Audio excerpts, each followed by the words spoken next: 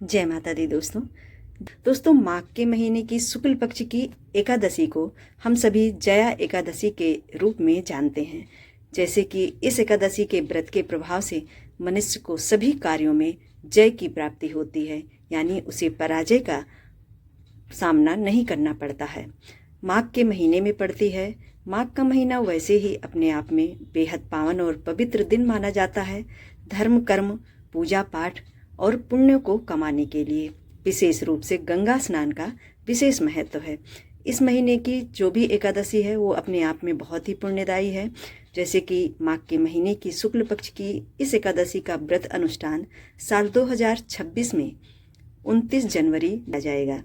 जैसे कि एकादशी तिथि की यदि शुरुआत की बात की जाए तो 22 तारीख की शाम में 4:33 पर एकादशी तिथि लग जा रही है, जो कि 29 तारीख की दोपहर में 1:55 पर समाप्त हो जा रही है। ऐसे में उदया तिथि का मान लेते हुए साल 2026 की जया एकादशी का व्रत अनुष्ठान 29 जनवरी दिन बुधवार के दिन हम सभी रखेंगे। एकादशी का व्रत धारण करने वाले सभी भक्तों को एकादशी व्रत के नियमों का पालन विशेष रूप से करना चाहिए। जैसे कि दशमी से ही हमें नियम में रहना चाहिए, यानी कि लहसुन प्याज आदि का सेवन न करें और शुद्ध सात्विक भोजन करें। अल्पाहार लें, रात्रि में भोजन त्याग दें और दूसरे दिन यानी कि एकादशी के दिन सुबह में ब्रह्म मुहूर्त में उठ करके स्नान ध्यान करके सर्वप्रथम भगवान की पूजा करें। यानी कि अपने घर में जो भी आपने भगवान को विराजित किए हैं इस तरह से, उन सभी भगवान का आप विधिवत पूजन करें। और यदि आप चौकी लगा करके पूजन करना चाहते हैं तो पीले वस्त्र का आसन दे करके भगवान श्री हरि विष्णु के विग्रह को विराजित करके उनका पंचोपचार विधि से पूजन करें। पंच वस्तुओं को समर्पित करके भगवान की आराधना करें, जैसे कि धूप, दीप, तुलसी। भोग के रूप में कोई भी ऋतु वाली जो भी फल अवेलेबल हों, पीले फूल आप अवश्य चढ़ाएं। पीले फूल से भगवान का श्रृंगार करें और इस व्रत की कथा जरूर पढ़ें और सुनें। बाद में पूजा के बाद आरती करना ना भूलें। आरती के बाद जा कर के हमारी पूजा संपन्न मानी जाती है और पूजा में कोई भी त्रुटि हुई होती है भगवान हमें क्षमा करते हैं। पूरा दिन भगवान का ध्यान करते हुए दिन बिताएं और शाम के समय अपने घर में दीप आप अवश्य जलाएं। अपने घर के प्रमुख स्थानों में आप दीप जरूर लगाएं। तुलसी के बिरवा के पास, घर के मुख्य दरवाजे पर, अपने किचन में और मंदिर में आप दीप दान अवश्य से करें और एक अखंड दीप जला करके पूरी रात्रि के लिए भगवान के लिए आप यहाँ पर छोड़ दें। इसमें तो जागरण की बात कही गई है, परंतु गृहस्थ जीवन में रहते हुए हम सभी ऐसा नहीं कर सकते हैं। तो ऐसे में हमें 12 बजे तक तो अवश्य जगना चाहिए और अखंड दीप इस तरह से लगा करके पूरी रात्रि के लिए आप छोड़ दीजिए। पूजा के नियमों में ये सभी आते हैं और दीप से भगवान की अत्यधिक प्रसन्नता प्राप्त होती है।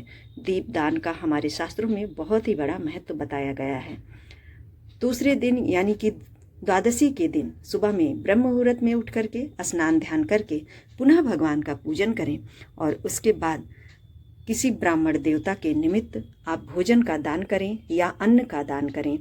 यदि आप किसी ब्राह्मण को बुला करके घर में भोजन करवा सकते हैं, कोई हो आपके आसपास, तो बुला करके भाव से आप भोजन कराइए और उनकी प्रदक्षिणा करके उन्हें दक्षिणा के रूप में कुछ पैसे आप जरूर दीजिए। इसके अलावा यदि आपको कोई नहीं मिलता है तो आप दाल, चावल, आटा, ऋतु के अनुसार फल और सब्जियां, घी, नमक और इसके साथ ही आप दक्षिणा रख करके 3 बारी पानी को घुमा करके संकल्प करके ब्राह्मण देवता के निमित्त दान को भगवान विष्णु के सामने रख दीजिए और बाद में अपने यथा संभव जो भी समय हो आपके पास उसके अनुसार ले जा करके किसी ब्राह्मण देवता को, पुजारी को आप इसे दे करके जरूर आवें। इस तरह से ये व्रत के नियम में आता है और बिना दान के द्वादशी के दिन ये व्रत पूर्ण नहीं माना जाता है। उसके बाद अपने व्रत का पारण करें।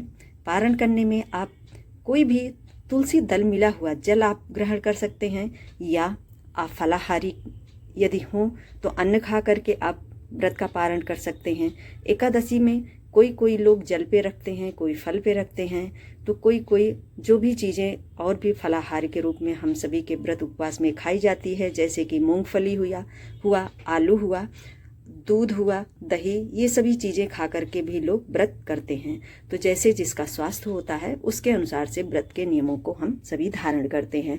इस तरह से हम सभी को एकादशी का व्रत बड़े भाव और बड़े लगन से इन नियमों का पालन करते हुए करना चाहिए। जो भी भक्त एकादशी का व्रत अनुष्ठान करते हैं उनके घर पे भगवान की विशेष कृपा अवश्य प्राप्त होती है।